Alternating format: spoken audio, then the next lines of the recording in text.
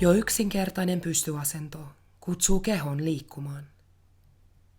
Kiinnitämme huomion siihen, miten jalkaterät koskettavat lattiaa. Juuret kasvavat jalkapohjien alle ja varpaat ovat todella pitkät.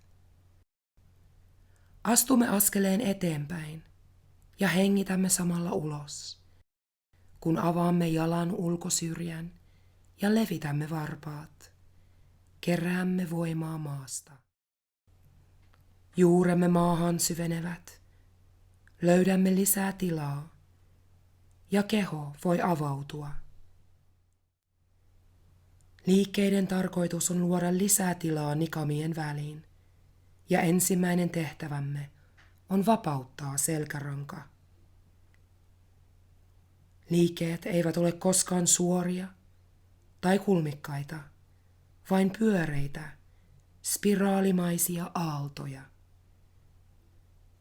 Kädet liikkuvat kuin suuret siivet. Hengitämme ja kosketamme selkärankaa uudestaan ja uudestaan, kunnes se leijuu. Liiku vasta ulos hengityksen lopussa, vähitellen, ja anna selkärangan kasvaa. Pudota kantapäät ja anna niiden juurtua. Lepää. Odota puhdistavaa uloshengitystä, joka luo mahdollisuuden uuteen liikkeeseen.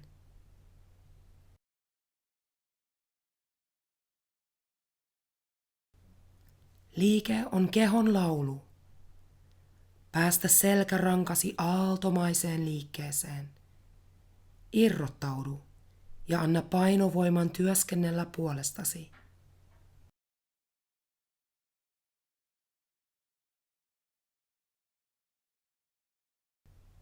Uloshengityksen lopussa lantio laskeutuu alas, syvälle maata kohti.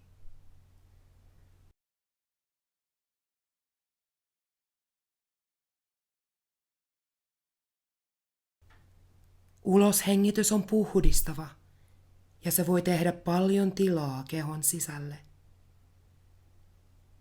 Ja seuraava sisäänhengitys muistuttaa maasta pulppuavaa lähdettä. Anna uloshengityksen virrata ja anna kehon vastata siihen.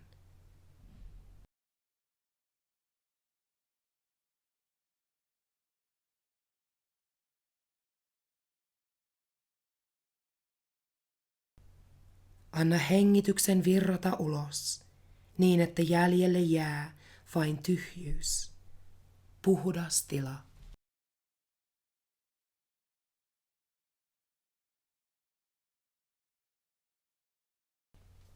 Selkäranka on kuin joen uoma ja hengitys kuin virtaava joki.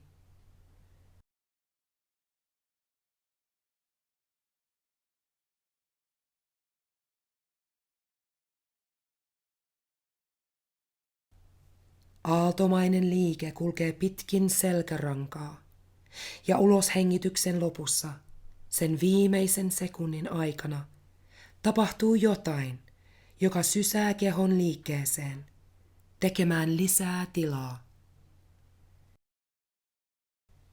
Kehon yläosa kevenee, muuttuu painottomaksi.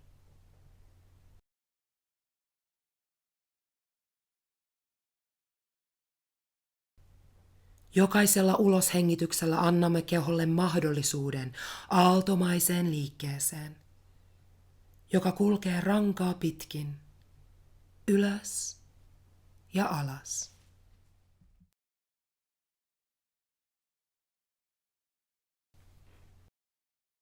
Voimakas ystävämme, maan vetovoima vetää meitä maata kohti ja avaruus, taivas yläpuolellamme vetää puoleensa selkärangan yläosaa. Näin keho on yhteydessä maahan ja tilaan yläpuolellamme.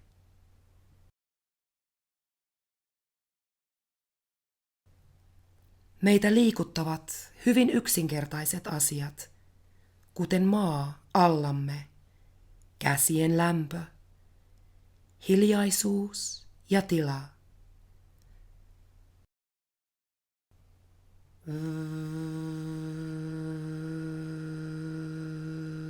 Uloshengitys virtaa huulten välistä kuin mehiläisen pörinä. Se kulkeutuu kehon ääriosiin ja puhdistaa sisätilaa. Hitaasti aistimukset kehosta muuttuvat. Maa allamme ja taivas yläpuolellamme herättävät sen. Selkäranka pääsee avautumaan ja pidentymään näiden kahden voiman välillä. Keho avautuu ja on valmis muutokseen.